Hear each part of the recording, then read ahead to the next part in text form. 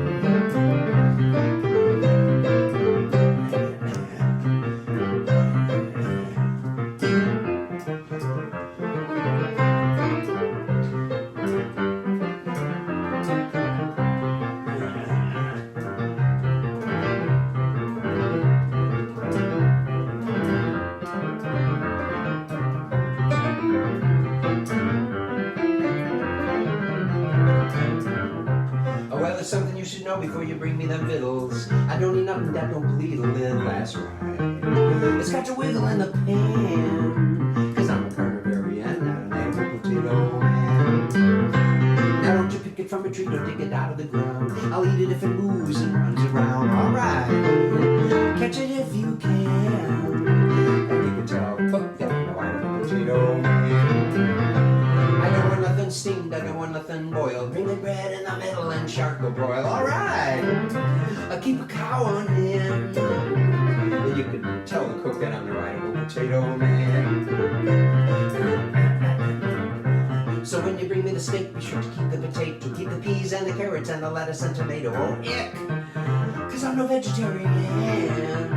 I'm just a New York steak, not an Idaho potato man. I come from part of the world. You want me to say that again? Okay. I come from part of the world where life is sacred and they never cook it and they never bake it. But now I'm American. I want a New York steak, not an Idaho potato man. Don't you send me down to the salad bar, and if it's French onion soup, it's au revoir, maybe. Excusez-moi, madame. I'm a filet mignon, not a French fried potato garçon. Chevrolet.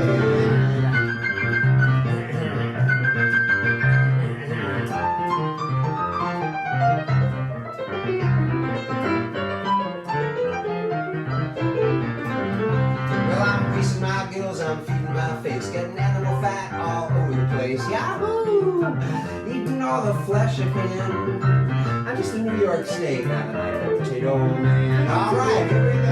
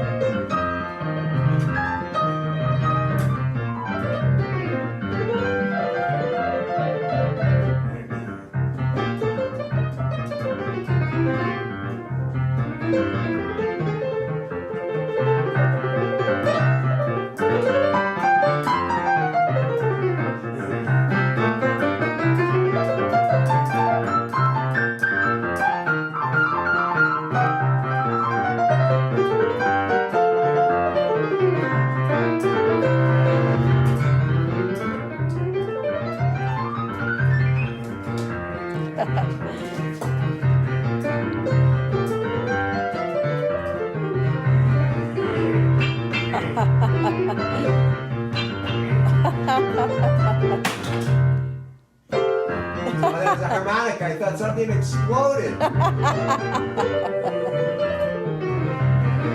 Let me try it again.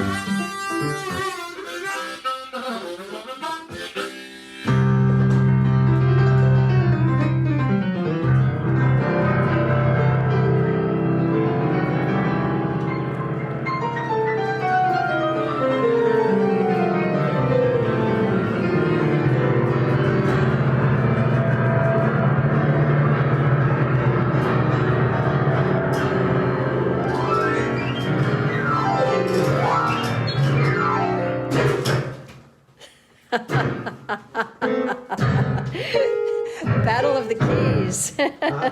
Battle of the Keys versus Cork. Right, they won. They won this time completely. Completely. I just got, you get carried away nowadays, you know. But So what are we up to today? it's story time. Oh my goodness. Already. Story time pirouette. All right.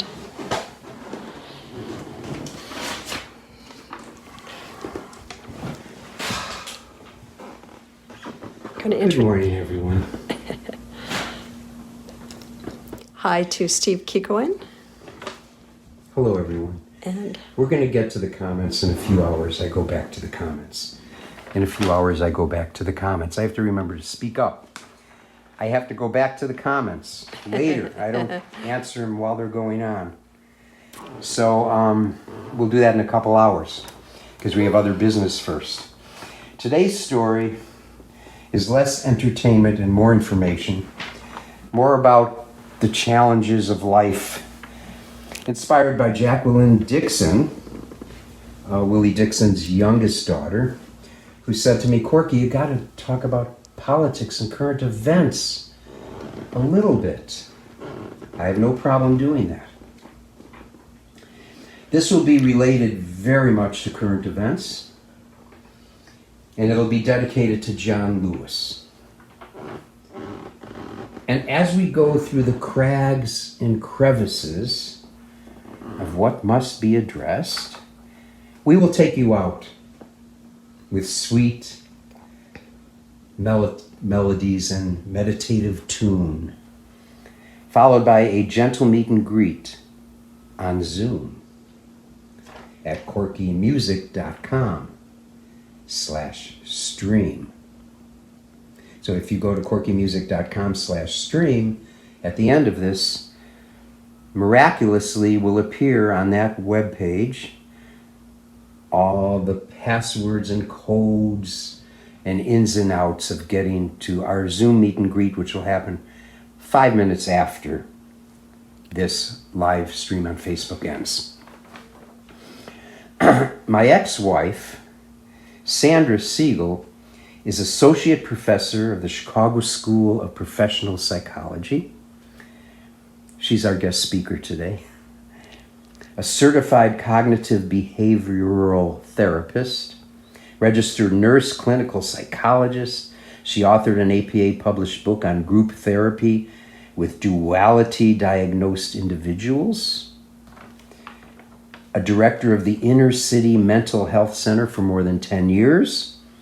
Clinical director for both nursing and social services of a large long-term care facility for severely mentally ill individuals, as well as a team leader of the Thresholds Justice Program, very popular program.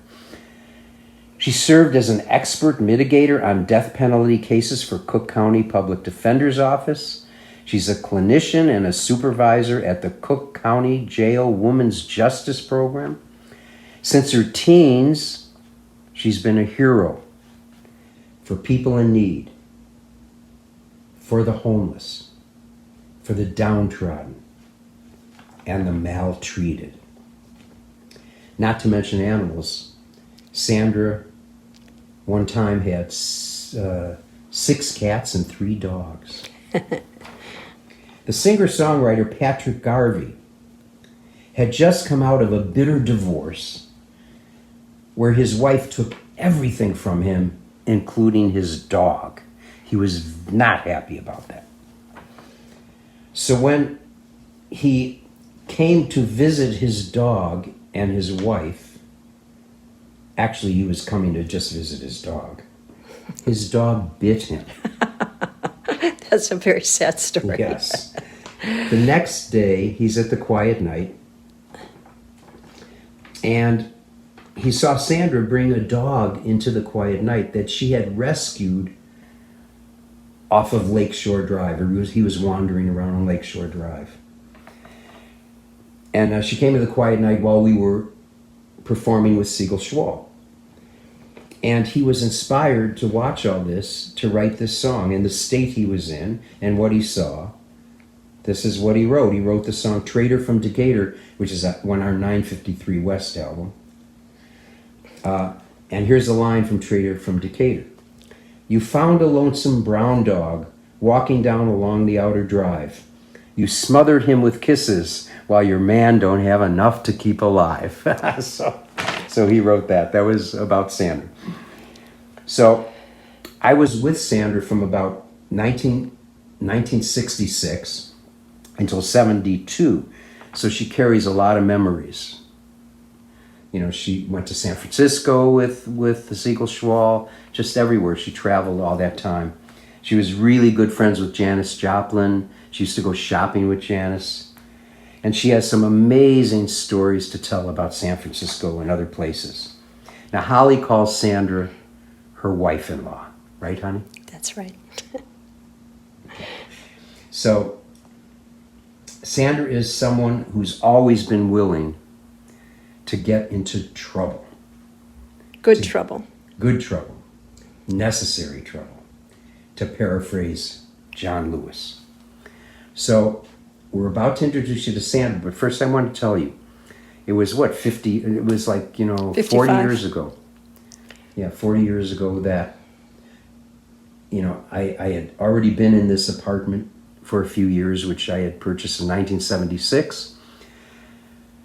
I'm walking into the kitchen, into my back porch, out onto the porch. I look in the yard next door, and I see someone I think is Sandra. Go, Sandra, is that you? She says, Corky, what are you doing here? I said, well, I own this condo unit. And she said, oh my God, I just closed on this condo right here. Millions of people in the naked city, and she moves next door. So we see Sandra every day.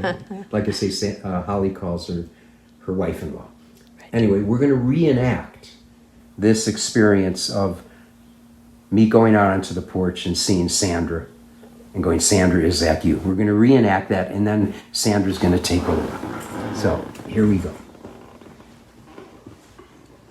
Okay, see, there I am. You gotta, I probably wasn't bald then, but that's okay. Here we go.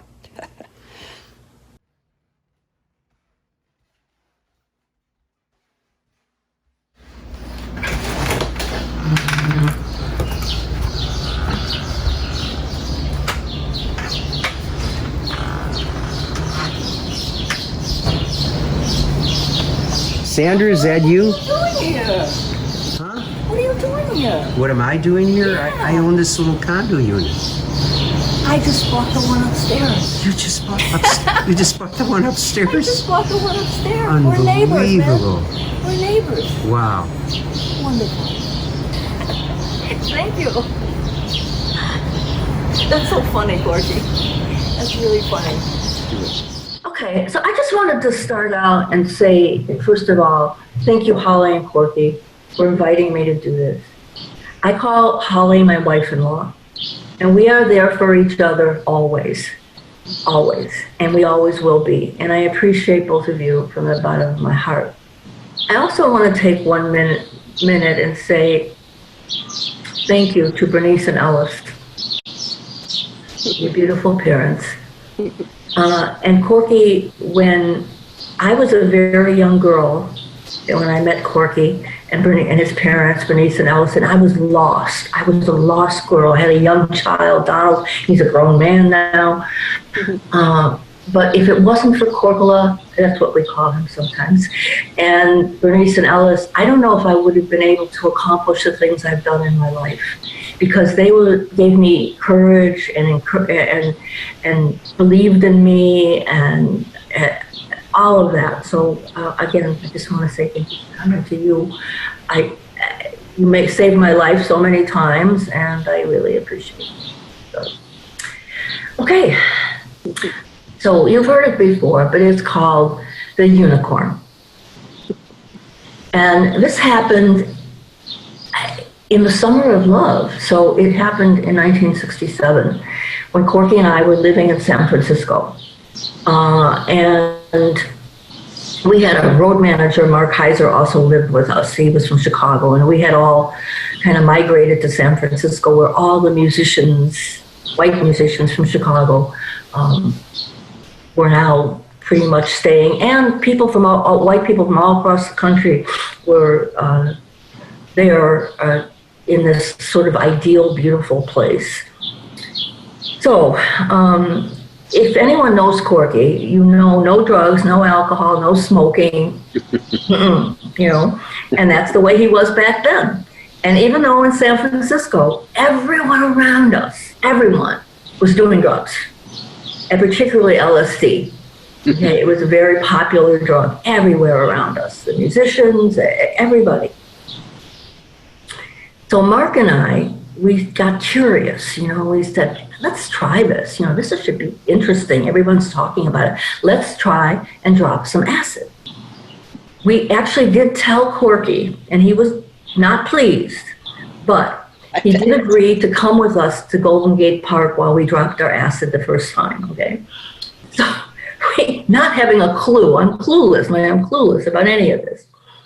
We dropped this Owsley acid, which turns out to be later to be one of the most powerful acids, and it was on a little tiny thing. You know, it didn't look like it was going to be that potent. And we get walking to Golden Gate Park, and about halfway there, I knew, oh my God, you know, this is something above and beyond anything I expected. So I said to Corky, don't leave us. No matter what you do, don't leave us, because this is very powerful, and I don't know what's going to happen. And he nodded. We got to Golden Gate Park. I lost all sense of time, reality. I looked one way, and in the trees on the right, there were people in the trees with horns like devils. And I looked to the left, there's people in the trees with angel wings. I could see right through Corky's body and his skeleton. It was unbelievable, okay? It was so powerful. I lost all track of time. Somewhere along the line, Cork says, we gotta go, I got a gig tonight, I'm opening for Jimi Hendrix. Now, mind you, neither of us knew who Jimi Hendrix was at that time. He was just, who knows? He was not Jimi Hendrix we know today. So we walk back to the apartment, and Cork says, I gotta go, you're gonna be okay? Oh yeah, we're fine, we're cool, we're good, right? So Corky goes on to the gig, like the responsible man he is. Mark and I are freaking out. Sometime later, I don't know, because I had no sense of time, we decide to go to the gig as well. So we walk out the door, and literally, we didn't know where we were. Now, mind you, we walked there every day, you know, but we were lost. We didn't know which way to go. We were in panic, and suddenly a unicorn appeared.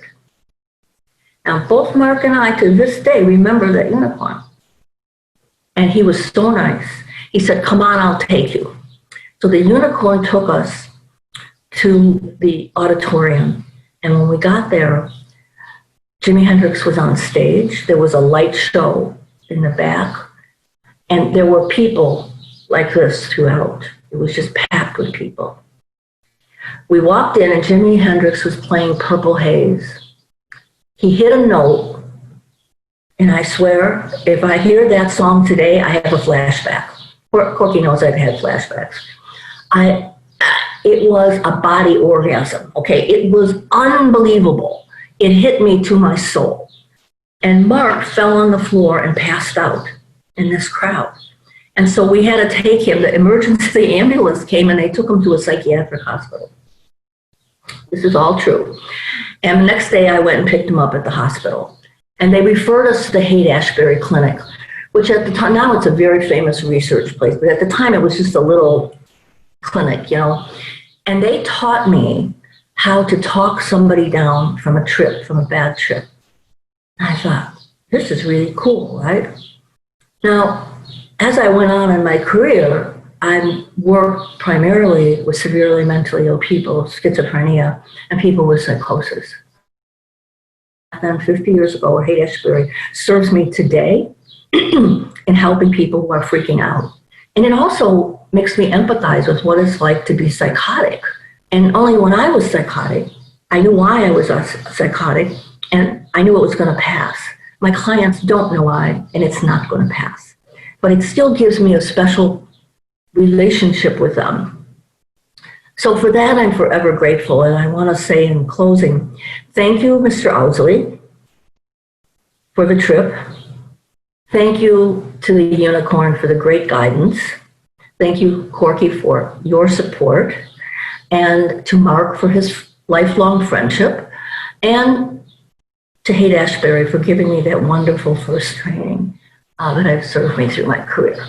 Thank you. This next story I call Black and White in America. And it took place, again, 50 years ago. It's hard to imagine 50 years have passed, but it has. And when I was first with Corky, all the musicians in Chicago, all the white blues musicians were moving out, migrating to California and to San Francisco. And they were talking about how fabulous it was. We would take that trip. Short hair, button-down shirts. I mean, we drove across the country. It was exhausting.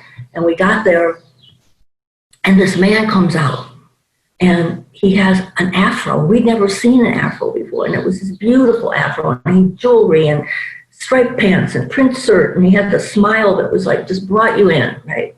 Come on in. And we walk into the place. It was the Avalon, I believe, and Chet Helms was the booker. And there they were practicing for the light show. In those days, they did it with sand trays, not electronics. And on the stage rehearsing was the Grateful Dead. And this guy was just, you walked in there and I said to myself, I never want to leave here. This is the most marvelous place I've ever been. It's paradise. I never want to leave here.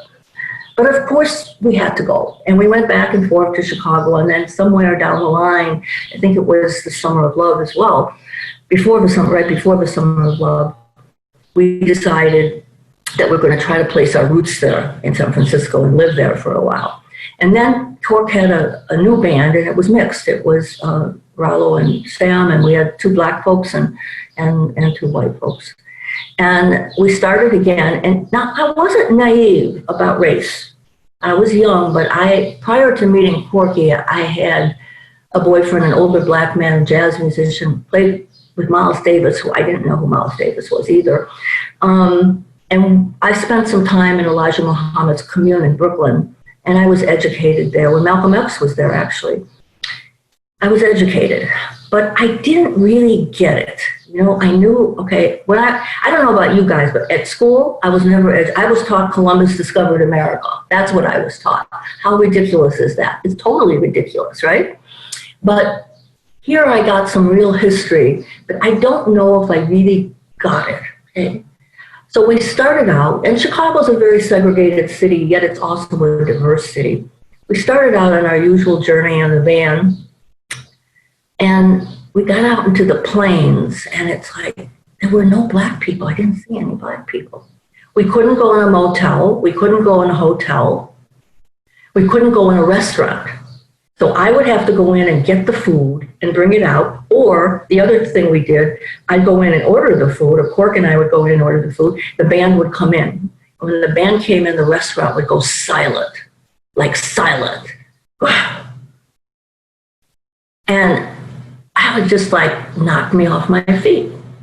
And I remember, I think we were just leaving Kansas in a small town, and Corky's driving, I'm in the passenger seat, and a pickup truck pulled up next to us and rolled his window down. It was a young white man, and he had a rifle in his hand.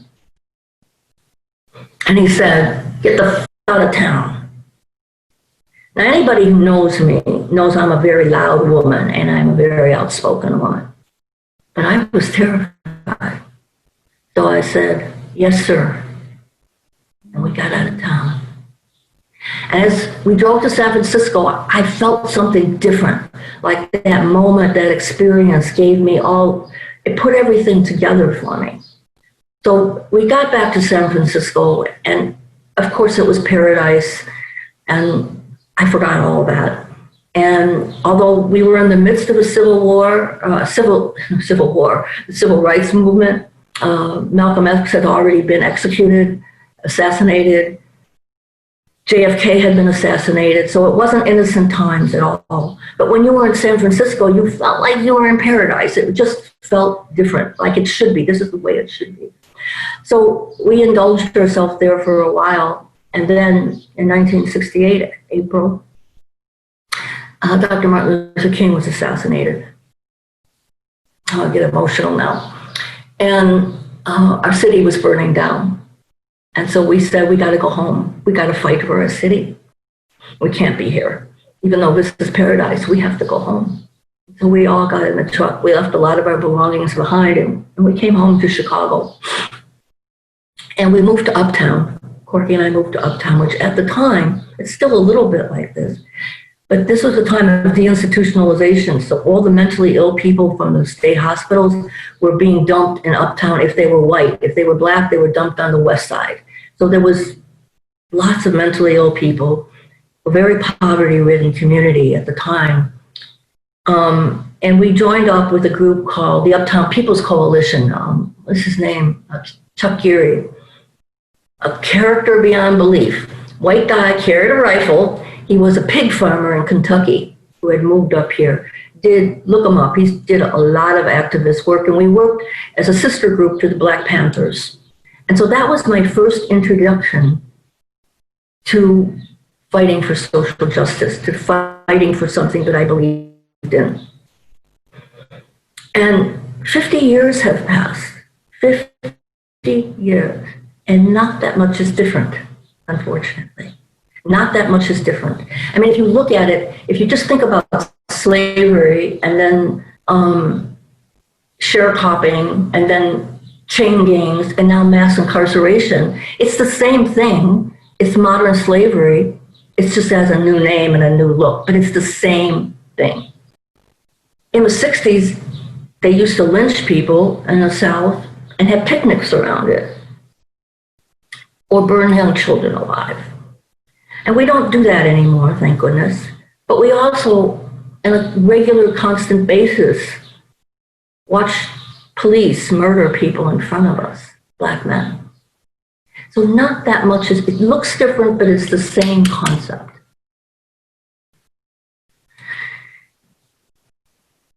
So some days I get up and I feel hopeless. I feel there's nothing I can do. I'm giving up. There's nothing I can do, especially now. There's nothing I can, especially after Mr. Trump was elected. Oh my gosh, I was so hopeless.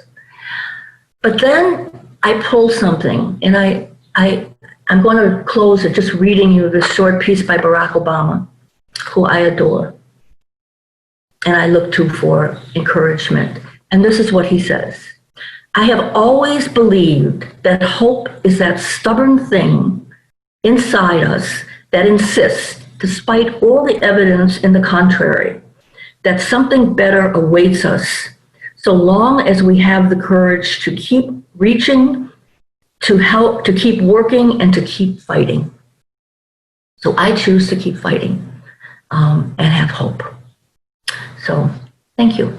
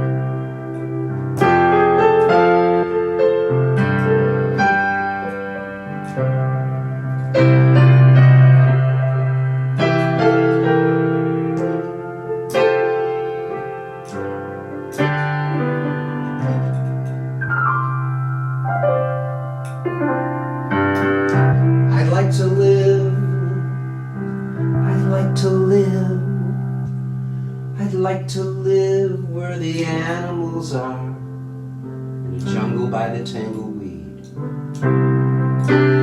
Where the kangaroos smile, so do the crocodile. The tiger got the monkey tree.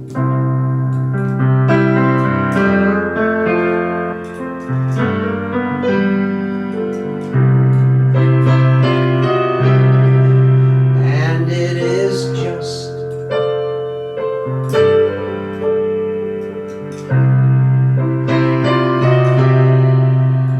in the mind.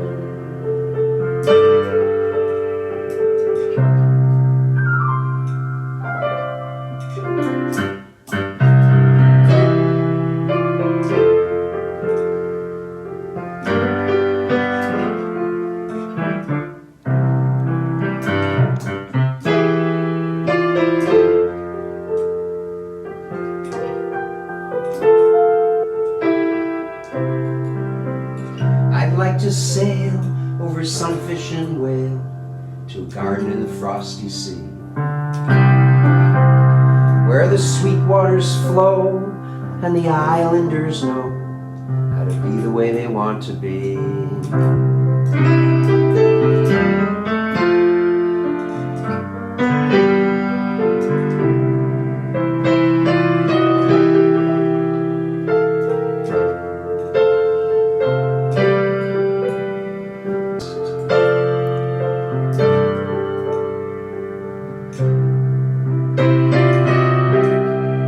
Just in the mind.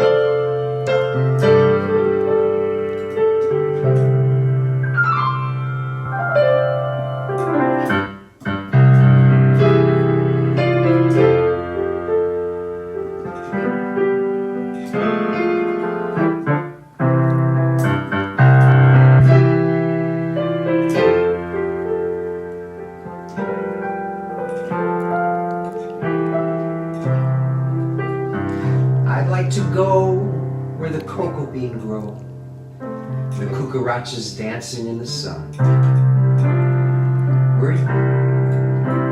where you get what you get, nobody's upset, 'cause there's plenty there for everyone.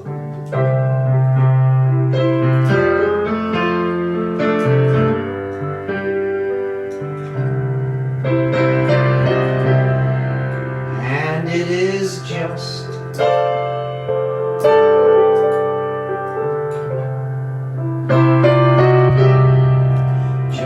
in the